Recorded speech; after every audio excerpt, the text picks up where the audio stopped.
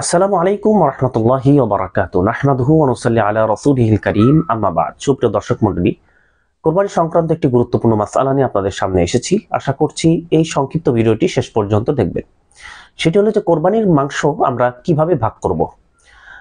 রাসূল সাল্লাল্লাহু আলাইহি ওয়াসাল্লামের হাদিসে বা কোরআনে কোরবানির মাংস ভাগের ব্যাপারে কি রয়েছে এটা আমাদের অনেকেই জানতে চেয়েছেন বা অনেকের জানা জরুরি এই কোরবানির আগ মুহূর্তে। সুতরাং আমরা জানবো এখন যে কোরবানির গোশত সাধারণত আমরা যদি কোরআন ও হাদিস থেকে বিশ্লেষণ করি সেক্ষেত্রে আমরা দেখতে পাই যে কোরবানির মাংস এটা আসলে নিজে নিজে একাকী খাওয়ার কোনো সুযোগ নাই, বরং কোরবানির মাংসটি আপনাকে নিজে খেতে পারবেন এবং এটি আপনাকে আত্মীয় স্বজনকে দিতে হবে, গরিব মিসকিনকে দিতে হবে।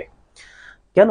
কারণ পবিত্র কোরআনে সূরা হজের মধ্যে বলা হয়েছে যে ওয়াতিউল বাইসাল ফাকির কুলু মিনহা ওয়াতিউল বাইসাল ফাকির। আল্লাহ তাআলা বললেন যে তোমরা নিজেরা খাও এবং ফকির মিসকিন অসহায় গরিবদেরকে খাওয়াও। এটা পবিত্র কোরআনের নির্দেশ, যে এখানে কিন্তু বলা হলো কোরবানির মাংস নিজেরা খাও এবং গরিব মিসকিন অসহায়দেরকে খাওয়াও, এটা কোরআনে আদেশ করা হয়েছে। সুতরাং কেউ যদি শুধু কোরবানির গোশত নিজেই খায়, কাউকে যদি না দেয়, তাহলে সেটা আসলে কোরআনের যে কথা বলা হলো, কোরআনের যে বিধানটা দেওয়া হলো সেটার বিরোধী হয়ে যায়। এছাড়া রাসূল করিম সাল্লাল্লাহু আলাইহি ওয়াসাল্লামের হাদিসে যদি আমরা লক্ষ্য করি, রাসূল বলেছেন কুলু ওয়া তাসাদ্দাকু ওয়া দাখিরু, যে তোমরা খাও, সাদাকা করো, মানে মানুষকে দাও, হাদিয়া দাও, উপহার দাও মানুষকে, আত্মীয় স্বজনকে, গরিব মিসকিনকে, এবং অদ্দাখিরু, এবং তোমরা কিছু মাংস বেশ কিছুদিন খাওয়ার জন্য রাখতে পারো। এটাও সহিহ হাদিসের মধ্যে এসেছে। সুতরাং এখান থেকে যেটা বুঝতে পারলাম সেটা হলো যে আমরা নিজেরা খাবো, কিছু রেখে দিতে পারবো, এবং অবশ্যই সাদাকা করব, দান করব।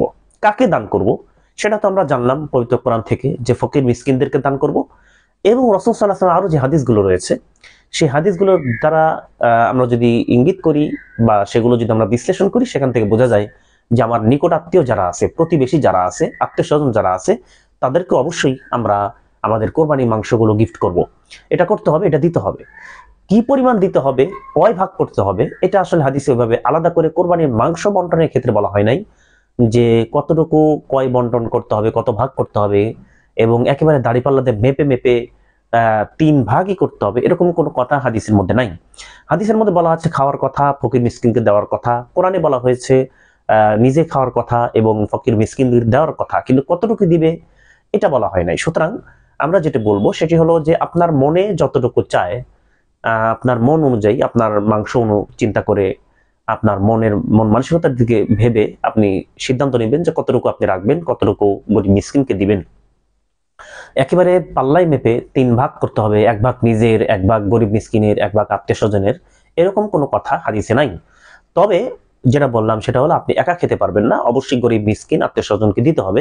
কি পরিমাণ দিবেন সেটা আপনার মনের ইচ্ছা, সেটা আপনার বিবেক এবং আপনার চিন্তা সিদ্ধান্ত, এটা আপনার। কি পরিমাণ দিবেন, আপনি যদি অনেক বেশি দিতে পারেন, কম খাবেন, সেটা অবশ্যই ভালো।